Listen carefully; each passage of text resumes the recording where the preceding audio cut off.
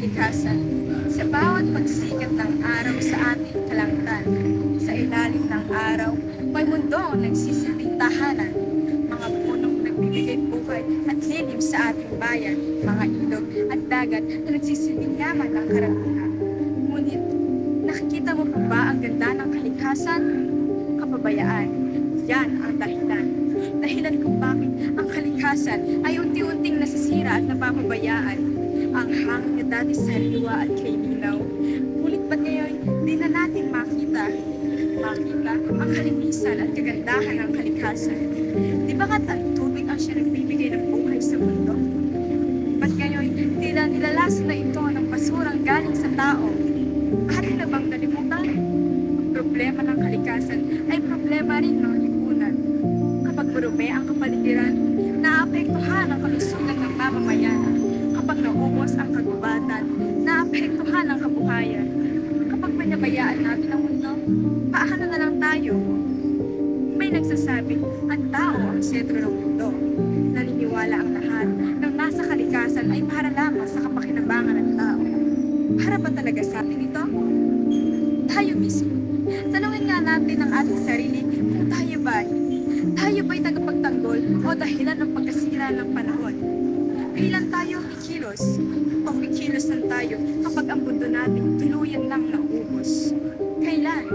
Kailan tayo mag-uumpisa? Kapag ba ang mga puno ay ubos na? Kapag ba ang mga ilog at dagat ay tuyot na? Hindi niyo ba nakikita? Hindi niyo ba nakikita ang nangyayari sa kanya? Sino nga ba ang nag-uusa? Sino nga ba ang tutulong sa kanya upang maligtas siya sa mga bagay na tayo mismo ang may sala? Nasaan na ang mga taong may pakialam sa kanya? Hihintayin pa ba natin mawasak siya? Hihintayin pa ba natin mawala siya? Hihintayin pa ba natin tayo iwan niya? Kaya ngayon, huling tanong, kapag ang kalikasan ay tuluyang nawala, may tahanan pa ba tayong matatawag? Kapag ang huling puno ay naputol, ang huling ilog ay natuyo, at ang huling ibon ay tumigil sa pag-awit, ano sa tingin mo ang maiiwan sa atin? Hindi pa huli ang lahat. Kailangan na nating mamulat hanggat may isang kamay na handang magtanim, isang pusong handang magmalasakit at mangalaga, isang tao na handang kumilos. May pag-asa pa. Tayo'y kumilos na upang maibalik ang dati niyang ganda.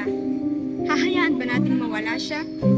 Huwag nating hayaan na hindi masilayan ang kanyang ganda. Kailangan natin siya. Dahil ang tunay na pagbabago ay nagsisimula sa isang tao. At ang isang taong iyon ay maaaring ikaw, maaaring ako. At kung sabay-sabay tayong kikilos, muling hihinga